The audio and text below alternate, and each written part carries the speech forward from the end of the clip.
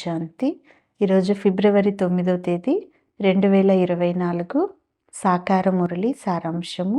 మధురమైన పిల్లలు, శివ జయంతి సందర్భంగా మీరు చాలా వైభవంగా అందరికీ కూడా నిరాకార తండ్రి యొక్క బయోగ్రఫీని అంటే జీవిత చరిత్రను వినిపించండి. ఈ శివ జయంతి అనేదే వజ్రతుల్యమైనది. ప్రశ్న: బ్రాహ్మణులైన మీకు సత్యమైన దీపావళి ఎప్పుడు మరియు ఏ విధంగా ఉంటుంది?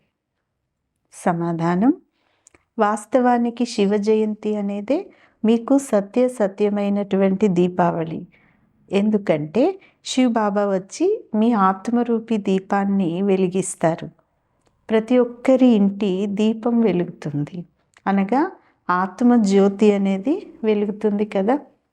వారైతే స్థూలమైనటువంటి దీపాలను వెలిగిస్తారు, కానీ మీ సత్యమైనటువంటి దీపము శివ్ బాబా రావటం వలన వెలుగుతుంది. అందువలన మీరు పూర్తి వైభవంగా శివ జయంతిని ఆచరించండి అంటున్నారు బాబా. మంచిది. మధురాతి మధురమైన అపురూపమైన పిల్లలకు తల్లి తండ్రి బాప్దాదాల యొక్క ప్రియ స్మృతులు మరియు గుడ్ మార్నింగ్. ఆత్మిక తండ్రి ఆత్మిక పిల్లలకి నమస్తే. ఆత్మిక పిల్లలు ఆత్మిక తల్లి తండ్రికి ప్రియ స్మృతులు, గుడ్ మార్నింగ్ మరియు డబల్ నమస్తే. ధారణ కొరకు ముఖ్యమైన సారం. మొదటి పాయింట్: శివ జయంతిని చాలా వైభవంగా జరపండి.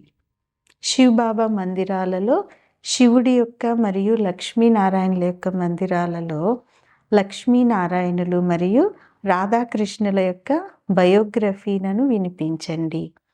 సర్వులకు యుక్తియుక్తంగా తెలియజేయండి.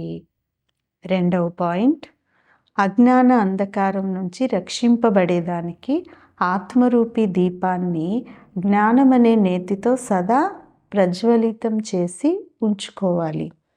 ఇతరులను కూడా అజ్ఞాన అంధకారం నుంచి బయటకు తీయాలి. ఈరోజు వరదానం: సర్వ ఖజానాలతో సంపన్నంగా అయి నిరంతరం సేవ చేసేవారు తరగని అఖండ మహాదాని భవ. వరదానం యొక్క వివరణ. బాప్దాదా సంగమయుగంలో పిల్లలందరికీ కూడా అటల్ అఖండ అంటే తరగనటువంటి అఖండమైనటువంటి వారు అనేటటువంటి వరదానము ఇచ్చారు. ఎవరైతే ఈ వరదానాన్ని జీవితంలో ధారణ చేసి అఖండ మహాదానులుగా అనగా నిరంతరం సహజ సేవాదారులుగా అవుతారో వారే నెంబర్ 1గా అవుతారు. ద్వాపరం నుంచి భక్త ఆత్మలు కూడా దానులుగా అవుతారు, కానీ వారు తరగని ఖజానాలకు దానులుగా అవ్వలేరు. వినాశీ ఖజానాలు లేక వస్తువులు దానం చేసేటటువంటి వారుగా అవుతారు. కానీ దాతకు పిల్లలైనటువంటి మీరు ఎవరైతే సర్వ ఖజానాలతో సంపన్నంగా ఉన్నారో వారు 1 సెకండ్ కూడా దానం ఇవ్వకుండా ఉండలేరు అంటారు బాబా.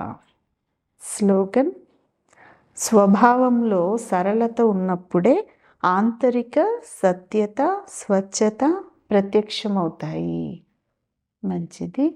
ఓం శాంతి.